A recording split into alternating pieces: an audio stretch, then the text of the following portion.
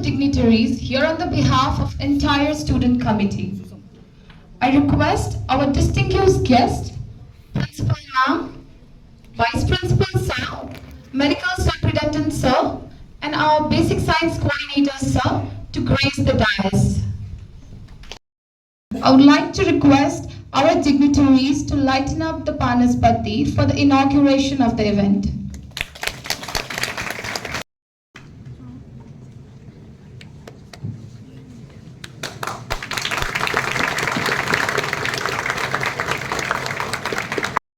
I would like to extend my gratitude to the organizing committee for providing me this platform to welcome our guest, Honorable Principal Professor Dr. Lakshmi Pathak Ma'am, Vice Principal Professor Dr. Hemant Kumar Halwai Sir, Medical Superintendent Professor Dr. Sadan Mukhi Sir, Basic Science Coordinator Dr. Sanjit Khan Sir, Seminar Coordinators, Head of the Department, Faculty Teachers, Resident Doctors and my fellow batchmates. A very warm good morning and namaste to you all. Myself, Mahima Khanal from 21st Batch BDS, standing in front of you all, welcoming everyone present here on this correlation seminar. The will to win, the desire to succeed, the urge to reach your full potential. These are the keys to unlock the door to the personal excellence. Today, we are here to share our knowledge, to learn something new, to correlate our basic science knowledge with the clinical cases. Firstly, I would like to thank Trivandrum University and Universal College of Medical Sciences for providing us this opportunity to correlate our basic science knowledge with the clinical cases. Thank you everyone for giving us your precious time and being a part of this seminar. I deeply appreciate every members of the team for their constant hard work to make this seminar a wonderful event. I hope we will have a great day together. Once again, I would like to welcome everyone present here on this seminar. Thank you everyone. Have a great day.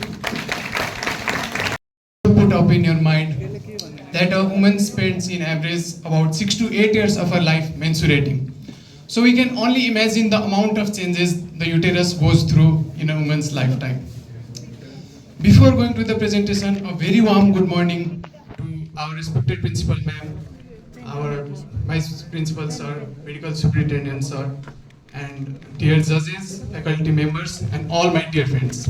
It's me, Apurva Sharma, standing in front of you all, representing Group A. Our topic for presentation today is anatomical changes in uterus during menstrual cycle. These are our group members.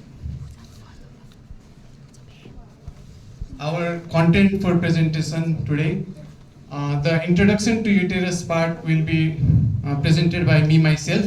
The anatomical changes during menstrual cycle by my teammate Anushka Shrestha. The applied anatomy by Akrit Tamrakar, and the conclusion part by my friend Abhishek Yadav. So before talking about the changes in the uterus, let's talk about the basic structure of the uterus.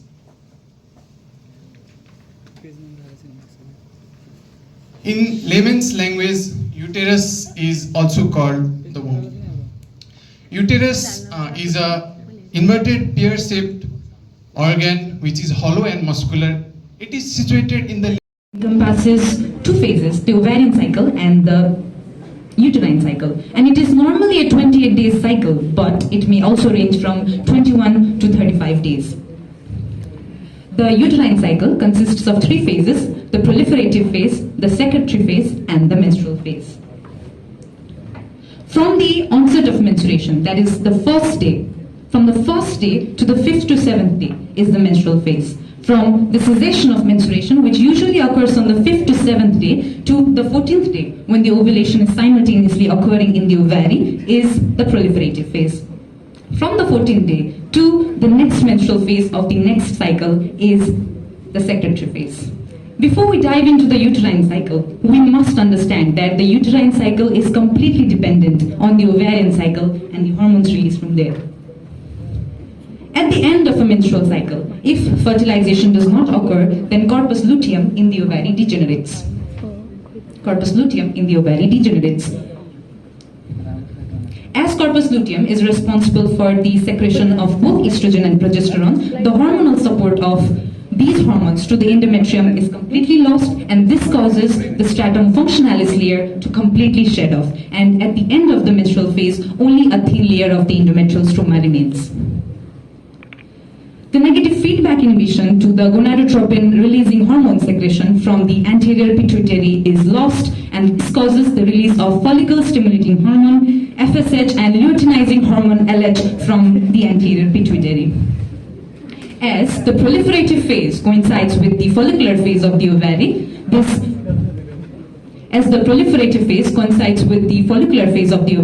FSH is more active during this time, and this causes the release of 4 to 5 follicles from the ovary. Among these follicles, one follicle becomes predominant, and that is converted into the Graafian follicle. Graafian follicle secretes estrogen. Under the influence of this estrogen, the stromal and epithelial components of the uterus rapidly proliferate. The endometrial thickness increases to 3 to 5 mm during this time. Also, there is development of the endometrial glands as well as spiral arteries. And the cervix of the uterus releases a thin and watery mucus which facilitates the sperm transport into the uterus and Active age group. So it has different sites of occurrence, most common one being the ovary. There are other sites of occurrence as well. Like we can see here rectovaginal pouch, pelvic peritoneum, uterine ligaments. There is a layer of small and large intestine, and of course fallopian tubes, and vagina and cervix. There are different signs and symptoms. The signs and symptoms are based on the location and depth of implantation of the endometrial tissue itself. So the common signs and symptoms are severe pain during periods, coitus, and urination and defecation. Other non-common signs and symptoms are infertility, depression, anxiety. Moving next to the abnormal uterine bleeding. It is defined as any type of bleeding that does not fall under the normal range for duration, frequency, amount, and cyclicity. So there are different parts of bleeding here. Menorrhagia, that means heavy amount of bleeding. Metorrhagia.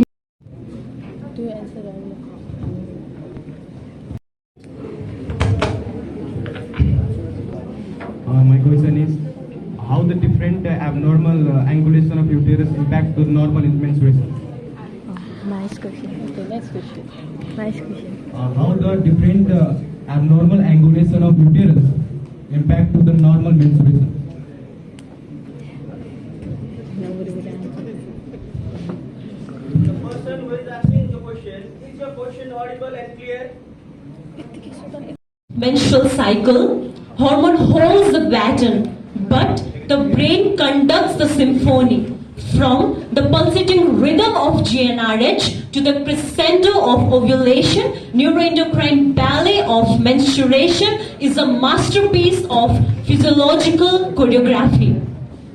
A warm good morning to one and all present here, Honorable Vice Principal Sir, Medical Superintendent Sir, Correlation Seminar Coordinator, Judges Panel, HOD, all the faculty members, resident doctors, and all my dear friends. I am Bharasa Thapa, representing Group B for today's correlation seminar. Our topic for today's seminar is neuroendocrine regulation of menstrual cycle, and our mentor is Khirendra Chaudhary sir from Department of Physiology. For today's seminar, these are our objectives. With the completion of introduction, we will move on to overview of menstrual cycle. We will also talk about neuroendocrine control mechanisms, which include brain pituitary ovarian axis, hypothalamic control, pituitary control, and lastly we will conclude with dysregulation of the brain pituitary ovarian axis and menstrual disorders. Further discussion will be continued by our next member, Christina Raskut. Now, let's delve into the basics and the general overview of the menstrual cycle. Menstrual cycle is defined as a cyclical event that occurs in a rhythmic fashion during the reproductive period of the woman's life. On an average, it lasts for the 28 days, but it may be as short as 21 days and as long as 35 days. As the girl enters at the age of the 12 to 15 years, it marks the beginning of her puberty. The onset of the first menstrual period is called menarche, and throughout the reproductive lifespan, the girl undergoes the menstruation and it ceases at the periodical amenorrhea such as the pregnancy and the lactation, and it continues till the permanent end of the menstrual cycle, which we call as a menopause.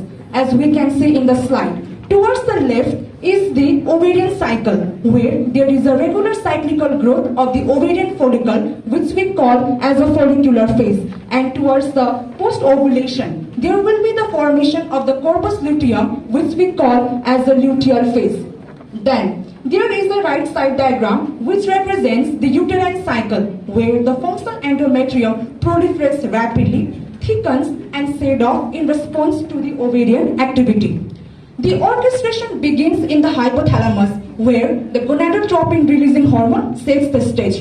This hormone is stimulated among ovaries, pituitary, hypothalamus, and even higher centers.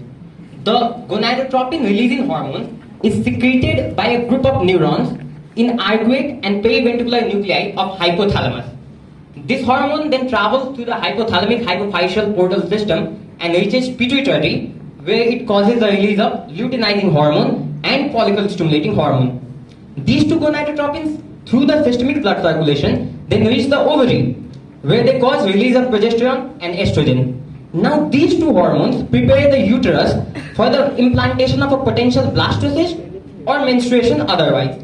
They also provide feedback to the higher centers like pituitary and hypothalamus based on their concentrations and the phase of the menstrual cycle.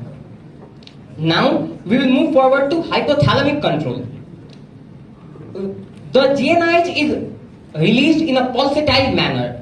Although this is a cell autonomous property, it is influenced by various neurotransmitters and hormones. For example, there is a group of cells called Kendy cells which secrete kisspeptin, neurokinin B, and dynorphin, which have a stimulatory effect on secretion of GnRH. Similarly, substances like beta-endorphin, interleukin-1, and progesterone inhibit the secretion of gonadotropin releasing hormone. Estrogen can have both stimulatory and inhibitory effects. Glutamate and GABA can also influence the secretion of gonadotropin releasing hormone. So what happens in the pituitary now? The released GnRH acts on the gonadotrophs through the GQ receptors, followed by an activation of phospholipase C enzyme. Mechanism works. What happens if there is any dysregulation? The brain pituitary ovarian axis helps to control the reproductive function in a female. If there is any dysregulation or if there is any abnormalities of level of hormone, that will lead to pathologies. The pathologies like amenorrhea, specifically hypothalamic amenorrhea, caused by any disturbance in hypothalamus that will impact the secretion of GnRH, eventually impacting the secretion of FSH and LH. Dysfunctional uterine bleeding caused by abnormal hormone levels or any abnormal structure in the uterus, and that will lead to increased bleeding, prolonged bleeding, or excessive bleeding during menstruation of the female. Polycystic ovarian syndrome. That is a complex disorder. It is basically caused by hormonal abnormalities, abnormal GnRH secretion, hyperandrogenism that leads to formation of multiple cysts in the ovaries and infertility of the female. Now the therapeutic targets, the current negative feedback, but during the ovulation it exerts positive feedback, and progesterone exerts same role, inhibits, and there is also inhibin, which also exerts negative feedback on the gonadotropin release hormone. Thank you.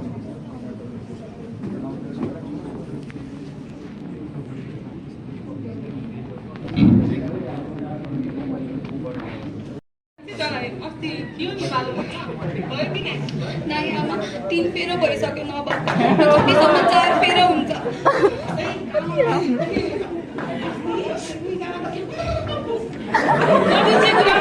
तिमी धेरै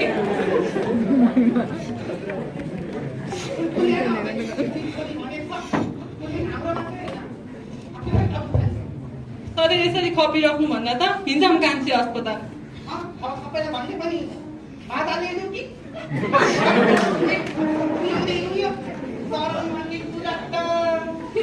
सरम भन्ने पगार थियो तिमीलाई हुने समस्या हो र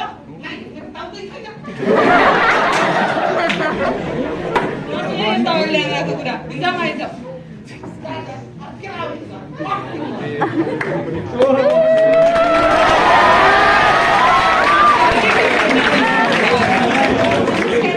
धेरै पछि आउनुभयो किन नभए त पक्कै आउनु भएन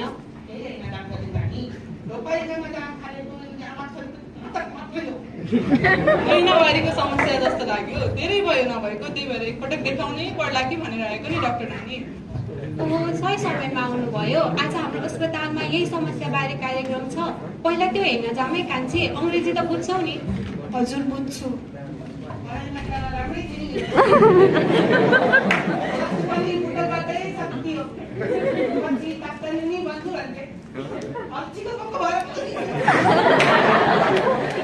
ल पहिला जामै हेर्न अनि आरामले जाँच गर्ने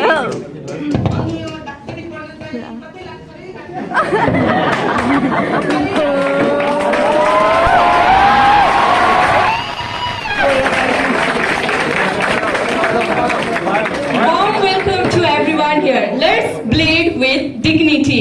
It's me, Kusum Chetri, presenting Group C with the topic amenorrhea and its investigation. Without delay, let's go to the timeline of today's presentation. Me, the first presenter, Kusum Chetri, who would speak on introduction, case discussion, epidemiology, followed by Diksha and Harshit on the causes and classification, then Khushi and Dipesh on the approaches and investigation. Finally, will be concluded by me myself.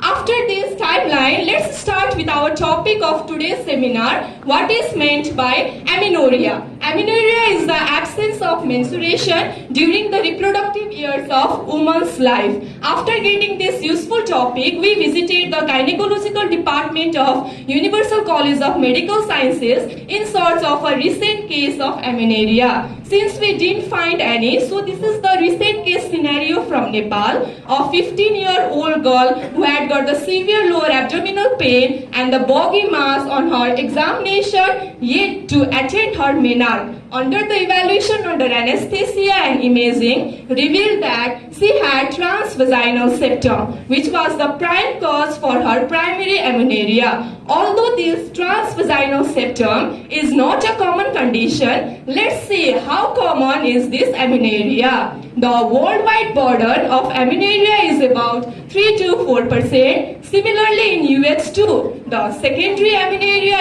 is much more common than primary. In Nepal, the nationwide prevalence data is yet to be found. It can be a good topic for the further researchers here, upcoming researchers. Similarly, now let's go to what is meant by primary and secondary amenorrhea. Primary amenorrhea means lifelong absence of menses. Similarly, secondary amenorrhea means cessation of previously regular menses for 3 months or previously irregular menses for 6 months. To continue the presentation further, I want to invite Diksha and Harshit.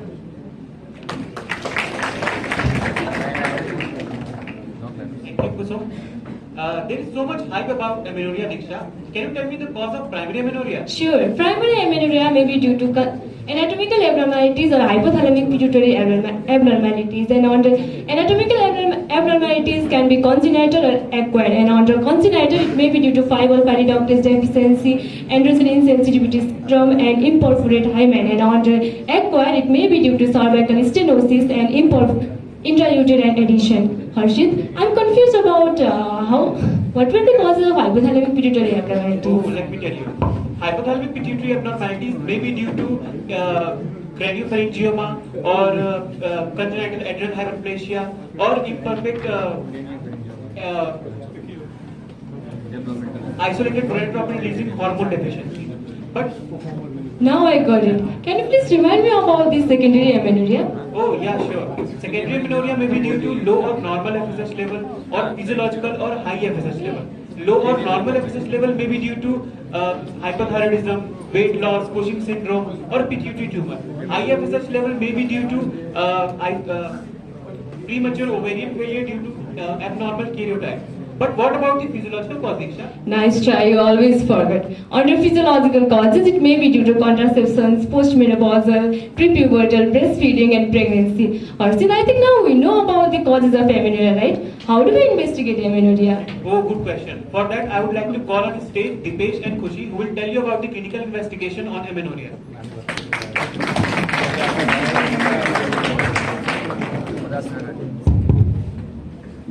Thank you, Harshit and Dipesh, for giving us an insight on the causes of amenorrhea. Moving forward with the approach and investigations of amenorrhea, so Dipesh, what do you think how a healthcare professional will follow the approach and investigation for the case of amenorrhea? To investigate amenorrhea, first we should rule out three things. That is pregnancy, menopause, and medications. In medications, we must ask the patient either she is using any medications or not. Medications may be antipsychotic drugs, anti-epileptic drugs, oral contraceptives, opioid analgesics, or anything.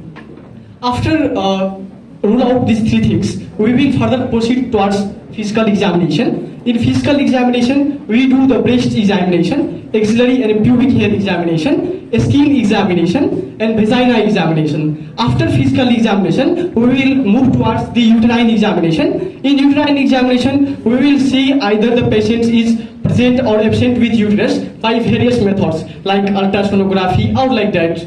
After uterine examination, we will move towards the laboratory analysis. In laboratory analysis, we will estimate the serum FSH level, LH level, TSH level, prolactin level, DHEA level, 7-hydroxyprogesterone level, and we can do imaging also. In some patients, we can do genetic analysis for karyotyping also. So Dipesh, do you think that the approach for secondary amenorrhea and primary amenorrhea are same or it is different? No, we have different approach for primary and secondary amenorrhea. What kind of approach and why you will follow the secondary amenorrhea and what would you explain about first and why? Kushi, we investigate secondary amenorrhea first because it is more prevalent than the primary amenorrhea. I would like to continue for the secondary amenorrhea first. Thank you, Kushi. To investigate secondary amenorrhea, first we will think towards the serum FSH and LH level. It might be normal or low, or it might be increased. If the level of FSH and LS is normal or low, then our scenario will be different. If we have the level of FSH and LS is increased, then our scenario will be different.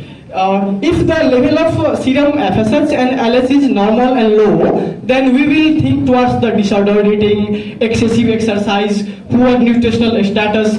If these things are present, then it is a peculiar case of functional hypothalamic amenorrhea. And our colleagues and my dear students. Okay, so today we together gather here actually. This is a big event, I think, because after a long period we are confused about it. The seminar was there or not? Yes, that is the confusion of students also, confusion for our faculty members also. Because time is not there. Okay, so but after that we decide according to everyone tell us, the principal ma'am, vice principal, everyone according to syllabus. So if it is not syllabus, is there seminar? So seminar is not important. You tell me. Now what is your feelings? Tuberculosis is not the biggest challenge, but diagnosis at the right time and providing the right care is a real deal. Good afternoon, everyone. Good afternoon, everyone, to the respectable dignitaries present over the diocese and to all my dear colleagues. Myself, Rosy Basal, from Group 3, representing Microbiology Department. Today, we are here to present on the topic laboratory diagnosis of pulmonary tuberculosis. And today's objectives are to understand new and different conventional diagnostic technique used in Nepal, to know about different diagnostic services in Nepal, to know about in-TV strategy. Starting with the introduction, pulmonary tuberculosis. Pulmonary tuberculosis is a contagious bacterial infection caused by the Mycobacterium tuberculosis that involves lungs. It is transmitted through the inhalations of aerosols generated from the infected person while coughing, speaking, and sneezing. Starting with the case scenario, 50-year-old man presented with a history of low-grade fever with evening rise in temperature and protracted cough for past 2 months. He sought the medical advice since he started coughing, blotting sputum while coughing from past 3 days. His history revealed loss of appetite and loss of his weight about 10 kg over 4 months. Doctor advised for the X-ray. So, on chest X-ray, there is a nodular infiltrate in the apical portion of the right lobe of lung. So, doctor suspected for the pulmonary tuberculosis and asked for the lab diagnosis of pulmonary tuberculosis. So, as following, laboratory diagnosis of pulmonary tuberculosis. It can be done by 2 methods, that is, conventional diagnostic technique and new diagnostic technique. At first, we start with the specimen collection. Specimen collection. Sputum is collected by following a certain procedures. At first, drink a salt warm water. Take a deep breath. Then pat on the back of a portion. Then continue. Then sputum is collected by deep cough in a wide sterile Falcon's tube. Now we go for if sputum is not sufficient or sputum is scanty, it is less than 3 to 5 ml. Then we can go for, in case of adult, we will go for the bronchial vasing or laryngeal swab. But in case of children, if sputum is swallowed by the children, then we go for the gastric lavage. Sputum is collected in according to the new method, 2 samples are collected.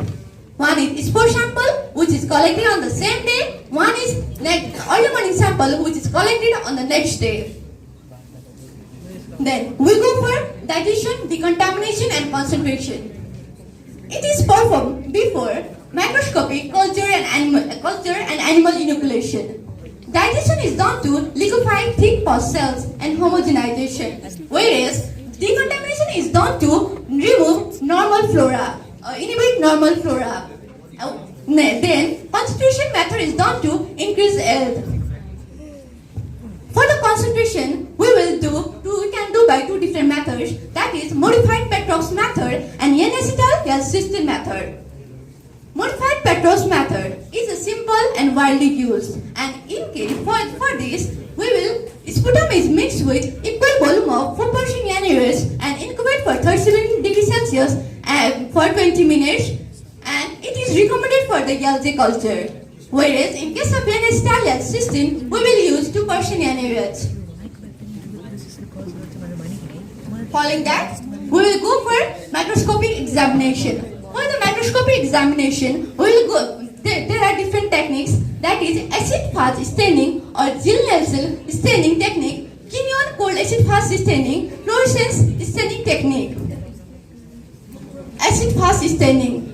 In acid-fast staining, our acid-fast baseline scenes as bright pink or red rods against the blues background. Smears are graded based on the RNTCP recommendation, that is, if no acid-fast baseline is seen per